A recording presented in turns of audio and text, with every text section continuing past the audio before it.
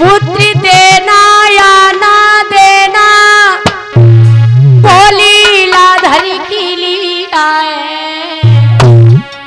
पुत्र लेकर के देना ना देना सब लीलाधर की लीला है।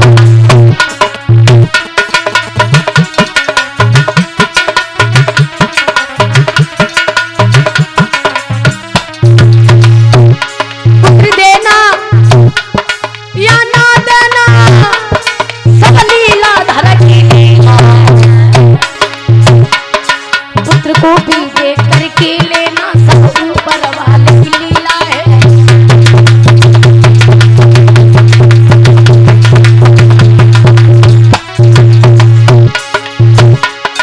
तो भी तुम्हें नहीं पता है वो पार ब्रह्म ब्रह्मा जी ने जो लिख दिया है उसे मेटने वाला कोई नहीं है। ये तो कर्मों की खेती है, ये तो कर्मों की खेती है, जो बोएगा सो पाएगा। क्या काज काम में यो देवी बेटा क्या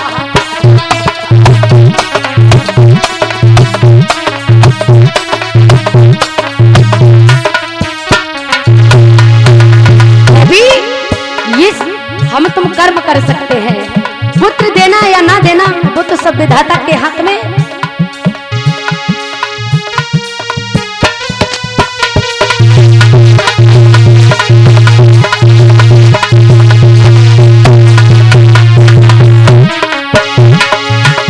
ये तो कर्मों की खेती है, जो बोएगा सो पाएगा। और काज काम के कारण में क्या बेटा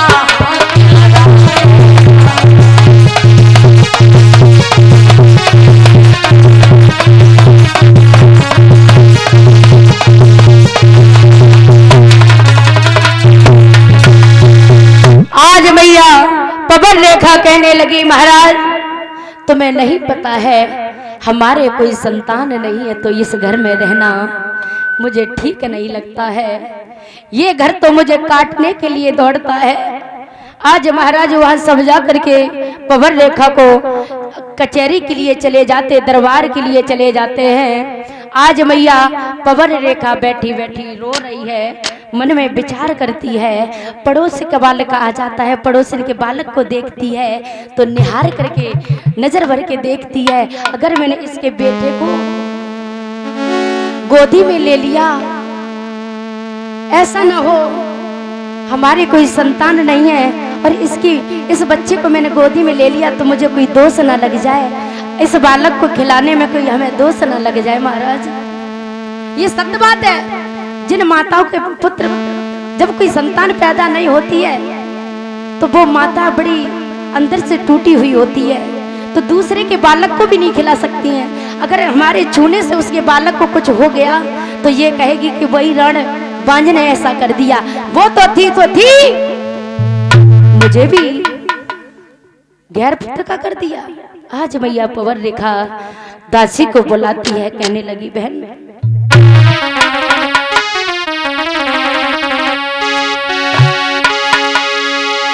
दासी लही बुलाई,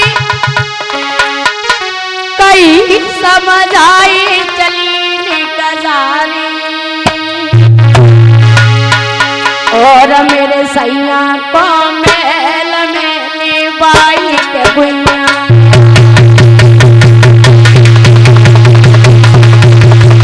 आज दासी कहती है, महाराज मैया पवन कहना लगी है, बहन अब मुझ पे नहीं रहा जाता है, ये घर तो ऐसे लग रहा है मुझे काटने के लिए दौड़ रहा है।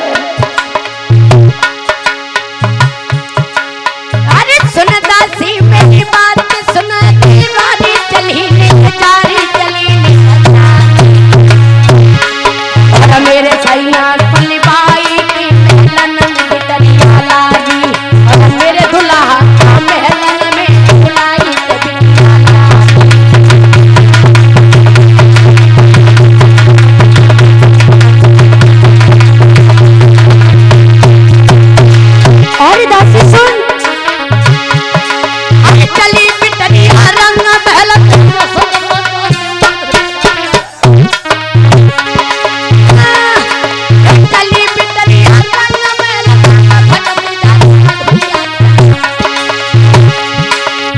कमर का दक्षिणा कमर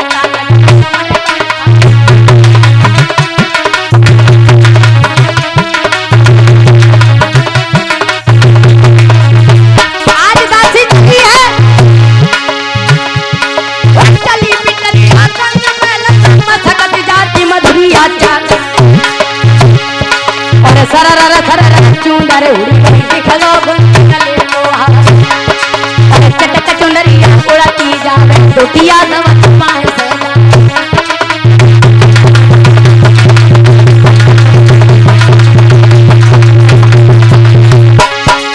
चटक चुंदरिया उड़ती जावे सोहना दिखो गले लोहा चटक चुंदरिया हिलती जावे दुटिया जाके पाए बलखा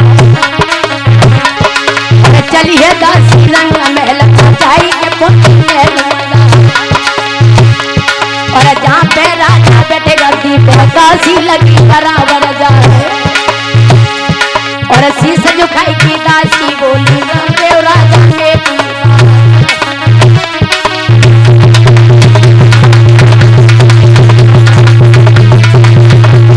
महाराज उग्रसेन ने जैसे ही दासी को देखा कहने लगे दासी तुम यहाँ कैसे आई हो?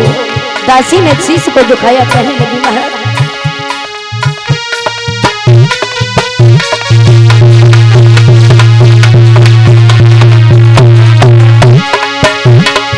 अरे तुम्हें बुलायो महारानी ने चली खेती को महल अरे पलकने बैठी कि मेरी महारानी तो महलन में कहीं